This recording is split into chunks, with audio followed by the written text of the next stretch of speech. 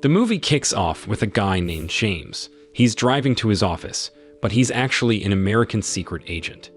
His job is to go undercover and pretend to work at a company in France. Not long after, his boss calls and gives him a new mission for the night. When night falls, James carries out the mission, and his mission is to change the license plate on a car parked in a lot. James is actually feeling quite bored with his job, as he always gets assigned to small missions. James craves a higher adrenaline rush mission. Later on, James heads back to his apartment, where his girlfriend Caroline is waiting for him. Caroline, who's just finished designing some clothes, excitedly shows them to James.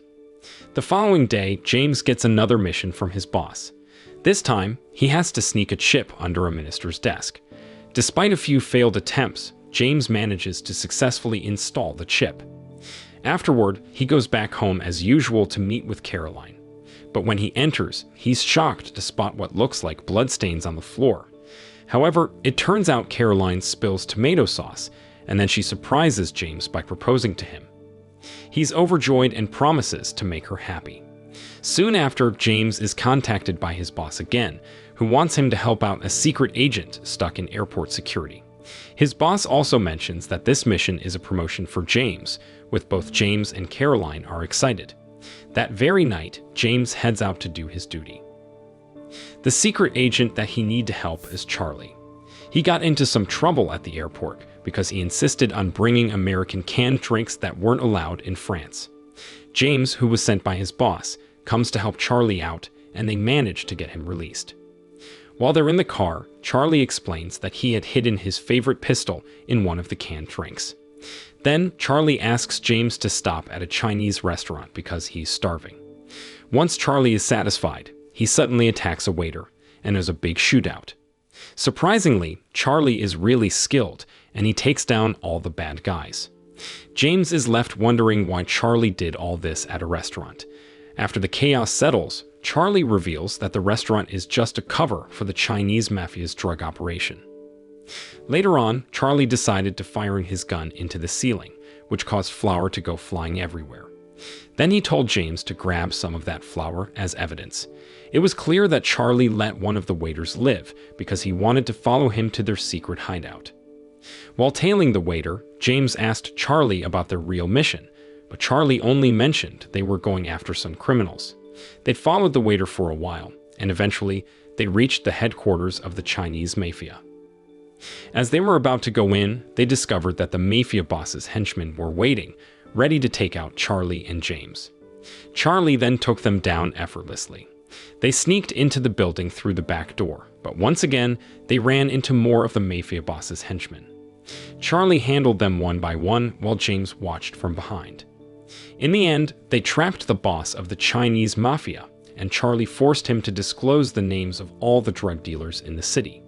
After getting the information they needed, Charlie and James quickly left the place. But just when they thought they were in the clear, the mafia boss's henchmen attacked them again. There was a shootout, and Charlie took them down while James mostly watched. After that, James called his boss and asked about their mission with Charlie, which was all about catching drug traffickers. The boss didn't give a straight answer, but basically said James should be proud to work with the world's best secret agent and that he wouldn't get boring missions anymore. The next day, James and Charlie were in the car, and James kept questioning Charlie about their real mission.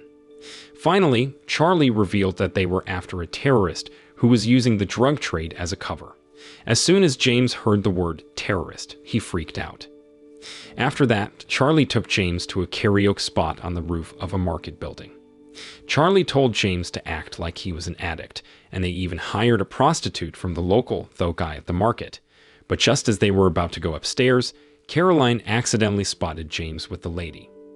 James got pretty mad at Charlie for didn't inform him beforehand about the kind of place they were going to.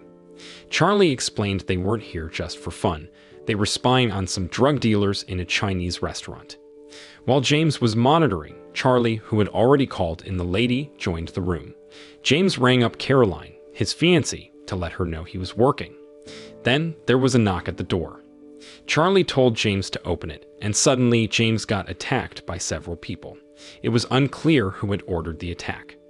While James was getting attacked, Charlie stayed focused on keeping an eye on the restaurant. After a while, Charlie finally spotted the two people he was after. He asked James to follow them. They trailed these two individuals to a residential area. In a casual manner, they pretended to be interested in buying illegal stuff. Once they got what they needed, Charlie suddenly pulled out his gun and confidently claimed they were secret agents. This sent the people there running in a hurry. Then Charlie told one of the dealers to lead them to his boss named Rashid. When they reached Rashid's room, they only found an elderly man inside. The old guy said Rashid was out, but his subordinates were downstairs. Charlie used a device to peek into the room below and saw Rashid's subordinates assembling a bomb. Charlie then took care of Rashid's subordinates one by one. James, on the other hand, managed to take down only one of them, while the rest escaped downstairs with a bomb. As they were about to leave, they stumbled upon a bunch of photos of James. It seemed that Rashid's crew had been keeping an eye on him for a while. Later that night, while they were relaxing, Caroline invited James and Charlie to have dinner at her friend's place. When they arrived, Charlie introduced himself to Caroline's friend. Shortly after, Charlie received an important call from someone. After the call, they continued with their dinner. However, when Caroline's friend received a phone call and mentioned the word Rose, Charlie acted swiftly and eliminated him. It turned out that Charlie had received information that one of Rashid's subordinates was in that apartment. And the word Rose was a secret code used by Rashid's group. Charlie also suspected that Caroline, James's fiancée, was part of Rashid's crew. James couldn't believe it. Amidst the chaos, Caroline suddenly shot James. It turned out Charlie's suspicion was true, and Caroline was no ordinary person. She managed to escape Charlie's pursuit and was picked up by Rashid's group downstairs. The following day, James had a gunshot wound on his arm. Charlie and the special agent team found lots of wiretaps in James's apartment. James was still puzzled why Caroline had been spying on him all this time. Shortly after, James's phone rang, and it was Caroline. The special agent team quickly tracked her location. Caroline apologized to James for spying on him and confessed her love for him. Sadly, she loved Rashid more than James. After the call, Caroline approached a car, and Rashid was inside. Rashid, a terrorist leader pursued by Charlie, was with Caroline in a city. Charlie realized that Rashid might be targeting French and American officials having a meeting in the same city. At that point, Charlie assembled some special agent teams to help protect the American officials heading to the meeting. On the way, Charlie spotted a car that belonged to Rashid's group, the same one used to pick up Caroline the night before. Surprisingly, Rashid was alone inside the car. Charlie was ready to take down Rashid when James suddenly got in touch. James urged Charlie to rush to the meeting because Caroline might already be there. Since Charlie was occupied, he instructed James to go to the meeting as he focused on targeting Rashid. Facing difficulties in taking a shot, Charlie eventually directed his team to find an alternative plan. It turned out that Rashid planned to crash his car into the American official's vehicle as they approached the meeting.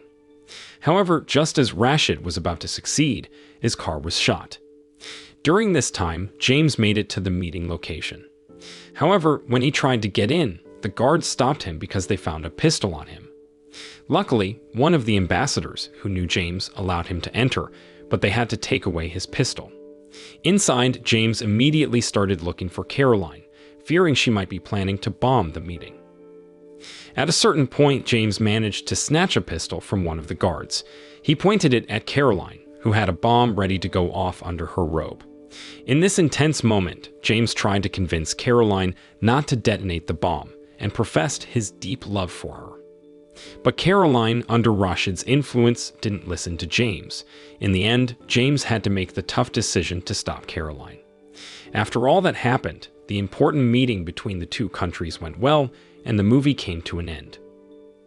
Moral lesson from the story: don't let your excitement take you to a karaoke joint with hidden criminals, especially if your girlfriend happens to be part of a secret group.